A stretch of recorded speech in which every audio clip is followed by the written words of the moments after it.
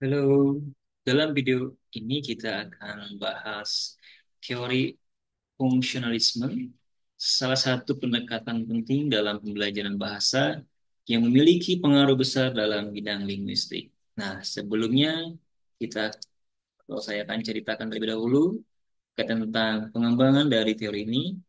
Tentang teori fungsionalisme itu dikembangkan oleh Michel Holiday.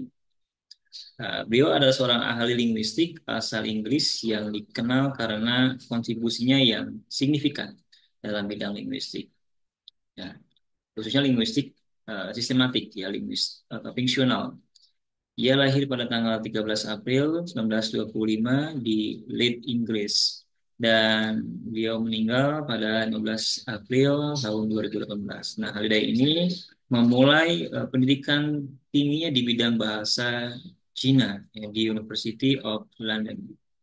Dan kemudian melanjutkan studi linguistiknya di Peking University dan University of Cambridge, ya, tempat ia mendapatkan gelar PhD-nya. Pada tahun 1955, Halil juga mengajar di berbagai universitas di seluruh dunia, termasuk di Universitas Bulwark, ya, University College London, dan akhirnya dia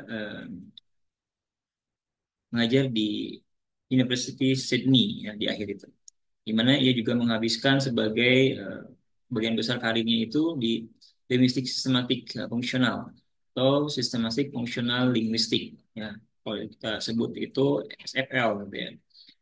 Kalau dia mengembangkan teori SFL ini yang menekankan bahwa bahasa adalah sumber daya untuk membuat makna dalam konteks sosial. Nah, SFL ini berfokus pada bagaimana sih bahasa digunakan dalam komunikasi dan bagaimana struktur bahasa terkait dengan fungsinya.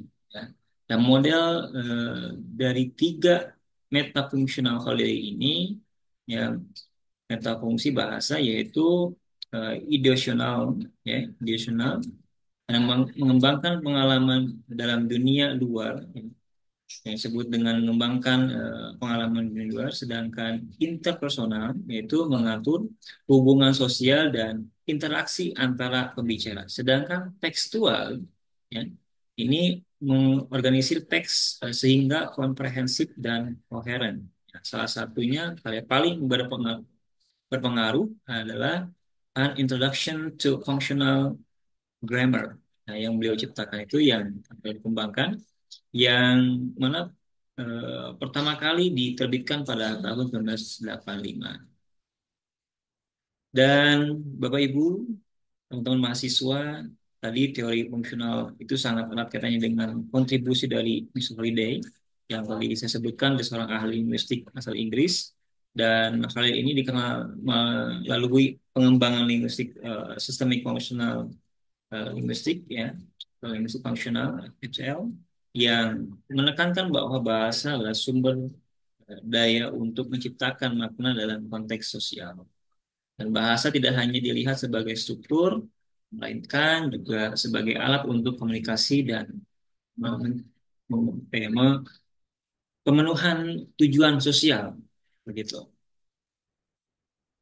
Dan menurut Holiday, yang disebutkan ada tiga metafungsional utama, ya, fungsional ideasional, fungsi interpersonal, dan fungsi tekstual, ya.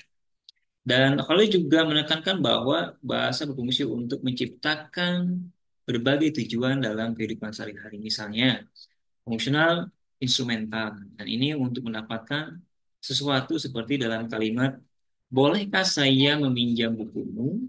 Nah, ini fungsi instrumental. Ya. Untuk seperti dalam kalimat yang tadi saya sebutkan, ya, bolehkah saya meminjam bukumu?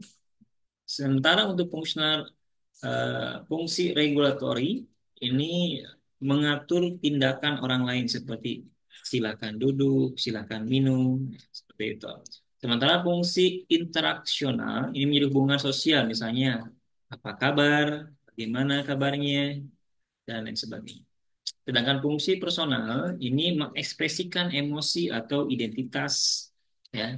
Misalkan saya sangat senang hari ini, saya sangat lelah sekali, dan sebagainya. Nah, dalam pengajaran bahasa, teori ini menekankan pentingnya penggunaan bahasa dalam konteks nyata.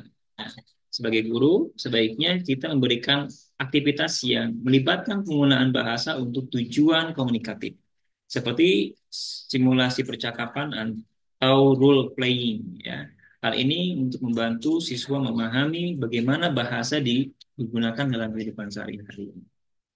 Nah, teori fungsionalisme ini memberikan pandangan bahwa bahasa adalah alat untuk berkomunikasi dalam konteks sosial.